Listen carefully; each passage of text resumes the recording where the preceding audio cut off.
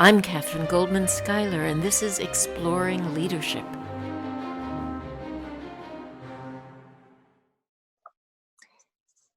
I'm delighted to be here today with you. We are here with Max Klau. Max, an old friend of mine too, is Chief Program Officer of New Politics Leadership Academy. He's served on the board of directors of the International Leadership Association and wrote what I think is an important book entitled Race and Social Change. Before this, he was vice president of City Year.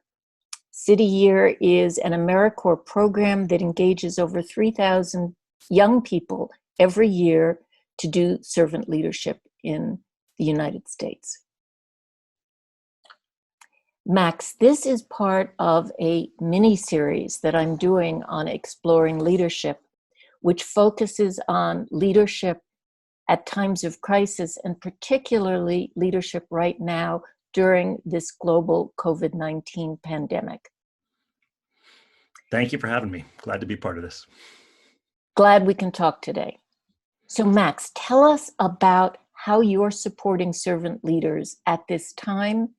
I believe it's in thinking about running for office and then running for office, why you're doing this, and what you mean by servant leaders to start it. Sure. So let me start by saying a little bit about the New Politics Leadership Academy. We're a nonpartisan nonprofit. Our mission is to revitalize American democracy by recruiting, developing, and electing servant leaders who put community and country over self. And we believe that one of the reasons why our politics is so broken and toxic and partisan and corrupt is because, relatively speaking, there are so few people who have served who are currently in elected office. In the 70s, 75% of Congress had served in the military. And that number today is below 20%. And we think there's we won't say causation, but we do think there's correlation here, that one of the reasons we're so partisan and stuck is because so few of our elected leaders at that level have had this kind of formative life experience of serving the country. That's an amazing change, Max, from 70 to 20%. Yeah.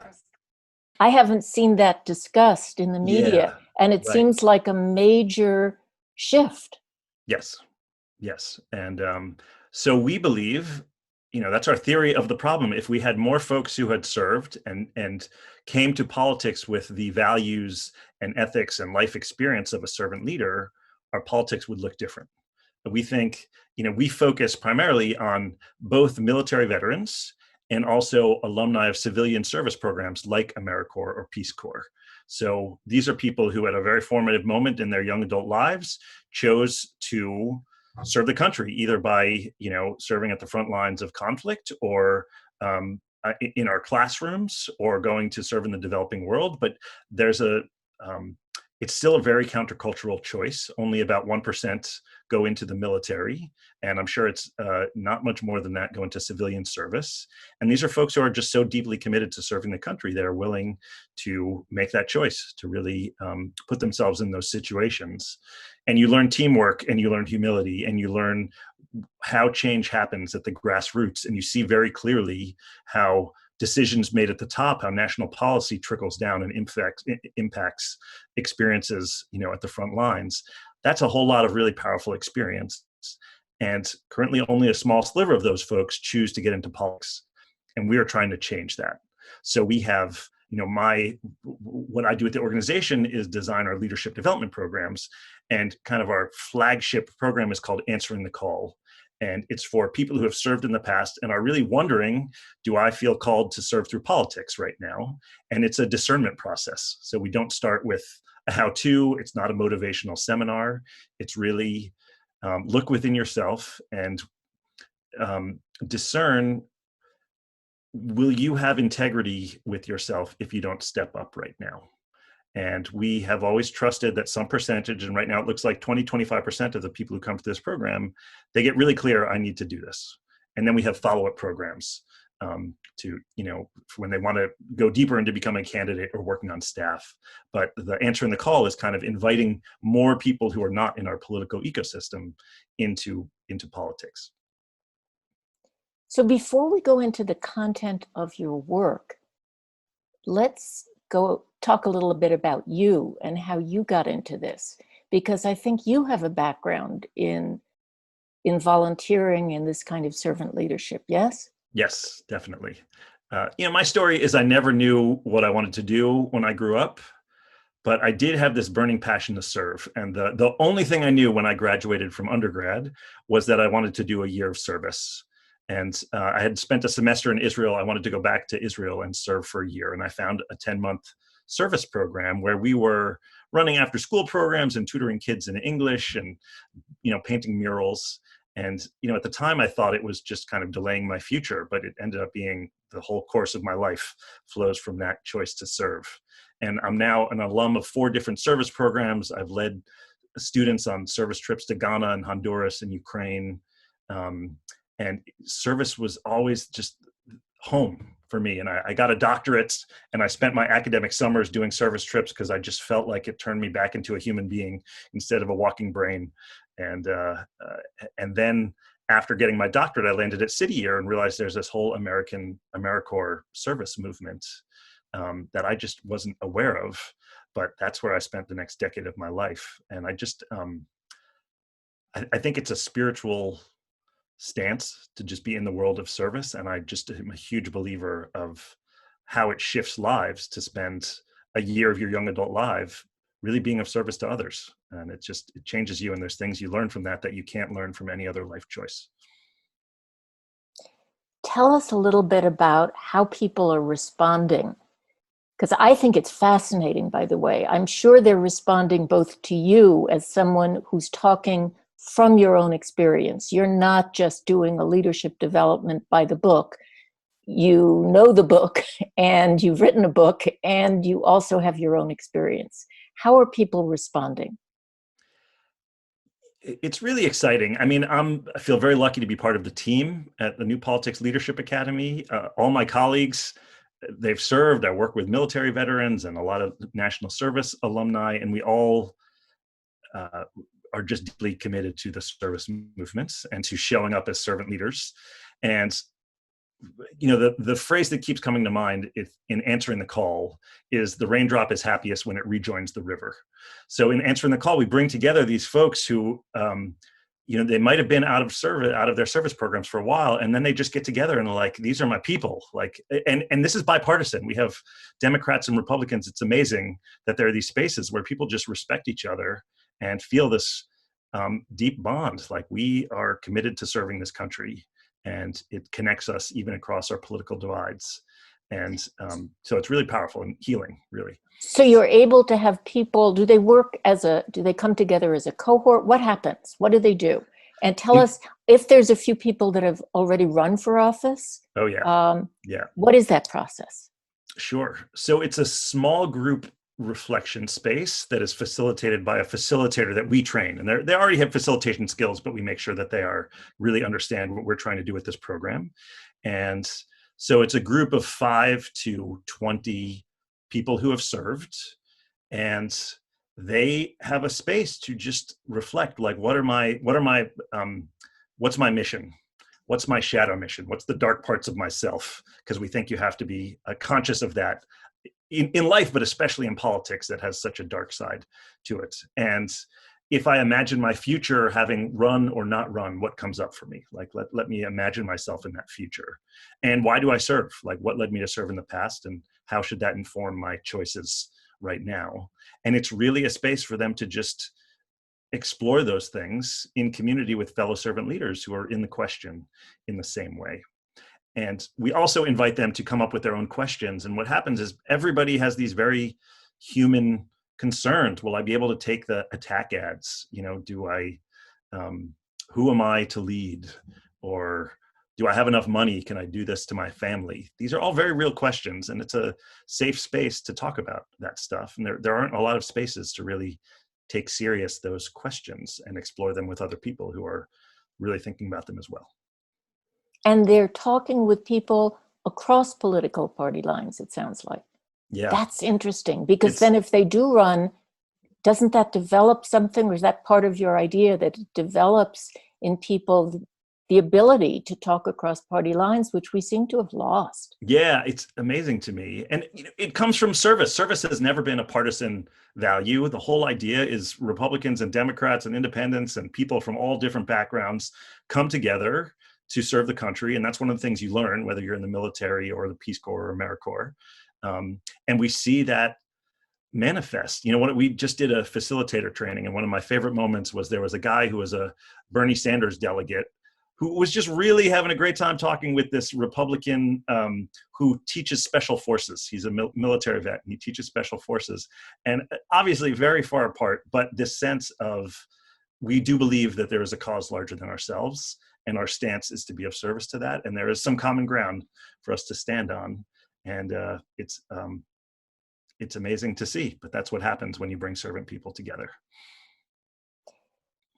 Do you see anything different happening now? You've been having to, I'm sure, shift how you work during the pandemic. Is there anything new, different flavor as you meet with people the last few weeks? I mean, everything is different. As everybody listening to this knows, this has just changed so much. I do think if ever there was a question that we need competent government and people in elected office who are deeply committed to serving their constituents, we are seeing literally lives are at stake if people are not doing that. So it's, people understand that people who step into office have to be fundamentally about servant leadership right now, because this is just, it's really scary to see what happens when the people in charge are not focused on that. And when they are, we're also seeing, I think all Correct. of us are living daily examples of heartfelt, clear leadership. Yes. From places all over the country at all levels. I mean, I'm interviewing you from California, and you're in Massachusetts. Different things are happening there. I've heard Governor Newsom talk. I've heard Governor Cuomo. I've heard the mayor of Louisville. I've really been seeking out these myself, but it's fascinating to see the ways that people are stepping up to their roles. Yes. So we're seeing how valuable and powerful and important it is when elected officials are doing that. We're also seeing what happens when folks are not focused on that. And so it's people understand the need for folks who have served and show up in politics with that motivation. We just see the need for it. So I think that's the whole context for this work has changed in that way. And then, of course, the candidates, the politicians, the folks we're supporting are trying to learn campaigns in a whole different context. I mean, as we all know, just you can't knock on doors, you can't shake hands. There's a whole set of things around campaigning that just can't happen anymore. And everybody is trying to figure out, how do we adapt in this new context? What is the shadow mission? You mentioned that, and it sounds almost scary. Do we all have this, you said? Yes. The shadow mission? The idea really comes from Carl Jung, the psychologist, who talks a lot about the shadow. And the idea is we all have parts of ourselves that we don't like. They're not pretty. They're not really socially acceptable. They're not who we aspire to be. And if you're a human being, you have it. The question is, if you have not confronted it and owned it, then it influences your behavior beyond your conscious awareness. So you end up doing things that are not aligned with your mission without being conscious, because you don't like looking at that part of yourself. And so shadow work, which we are bringing to politics, is very intentionally owning we have this part of ourselves. And the way we do it is we have people write their missions, which are always noble and inspiring and really beautiful. It's really wonderful to hear what these folks want to do in the world. And then we say, I want you to look really clearly at the choice you make when you choose not to align with that mission. If you want to practice empathy, what does it mean to disconnect from people? If you want to spread love, what does it mean to withhold your love?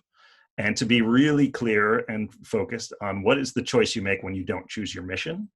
And, you know, it's a way of inviting people into getting really clear about who am I and what world am I creating if I am not having the courage to live my mission.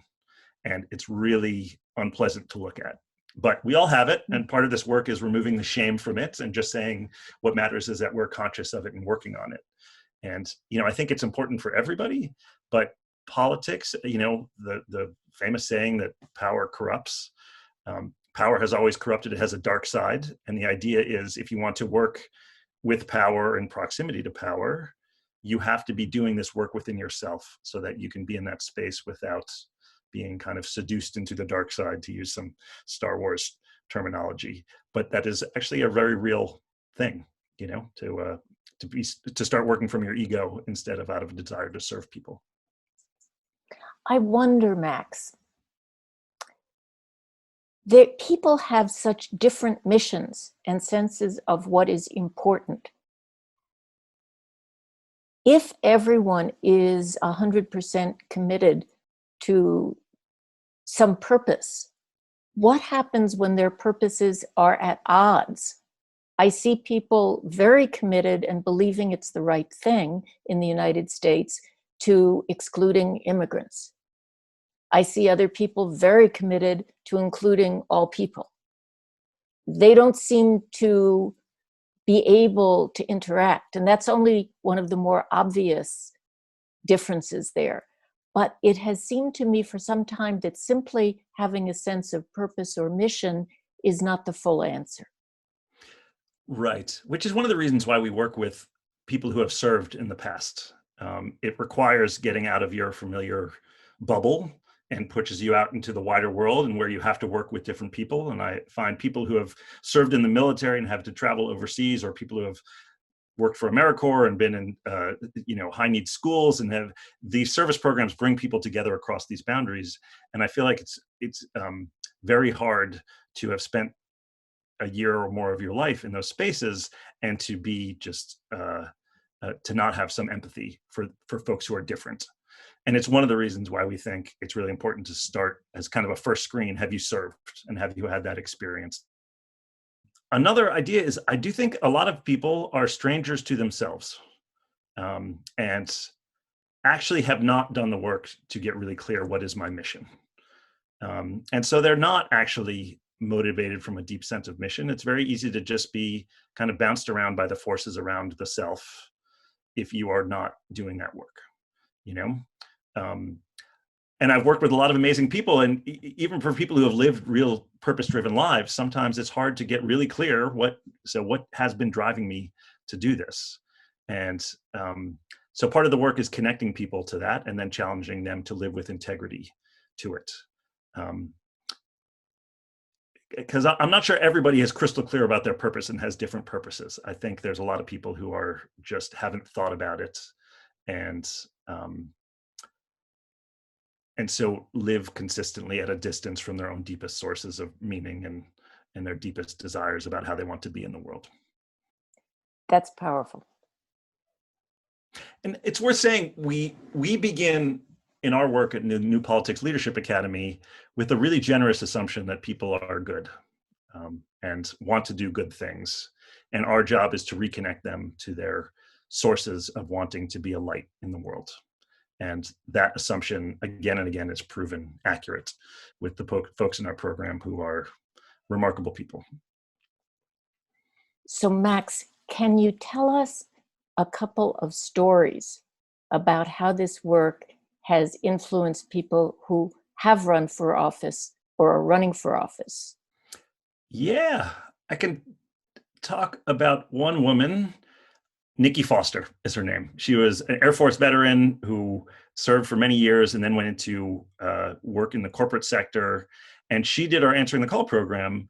And really, it was one of the first times in her adult life where she really said out loud, I want to run for office. Since I was 5 years old, that had been my aspiration and I got away from it, but this is really, I want to do this.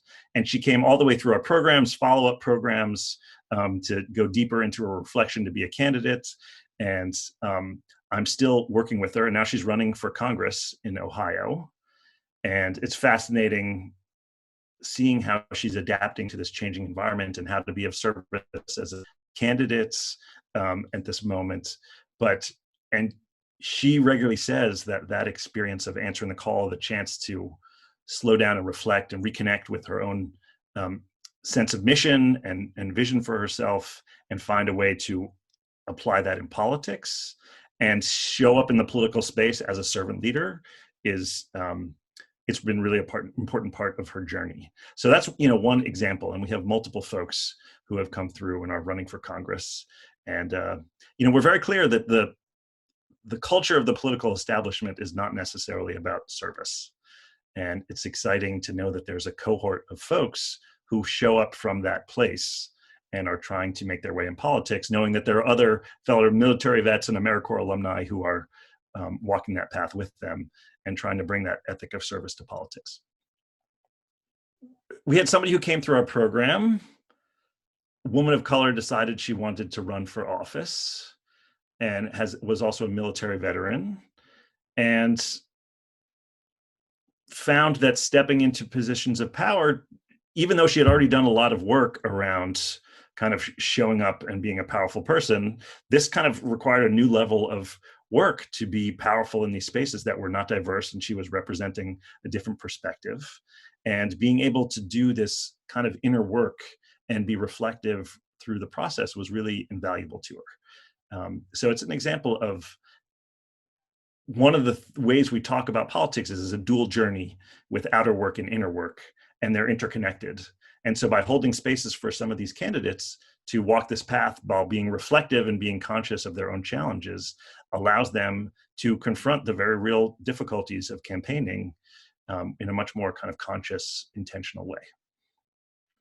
There's so much attacking and vitriol right now in politics.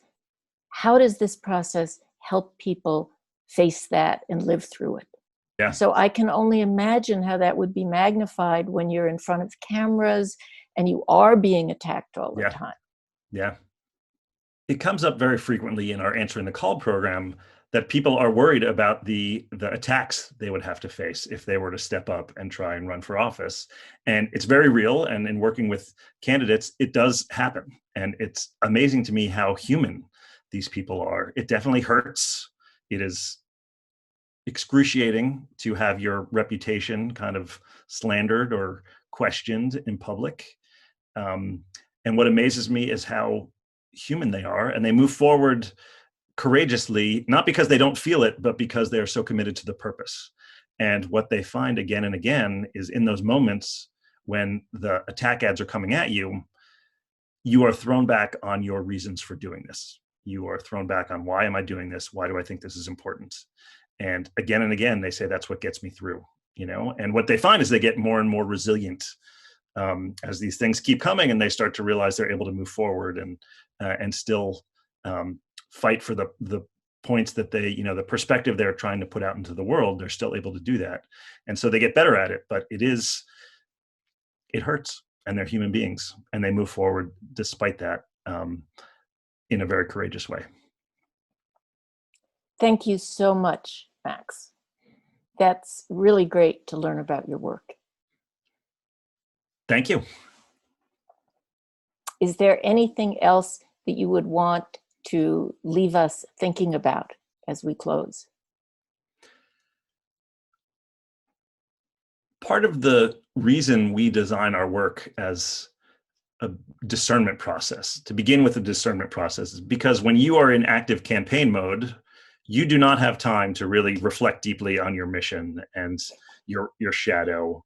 And there's power in taking a step back from being busy to turn inwards and do this reflection work. And I just feel like the whole world has kind of been given this moment of pause. And I think it's a real opportunity for all of us to step away from doing and think about how do we want to be, and how are we being, and to really connect with, have we been living lives the way we want to live our lives?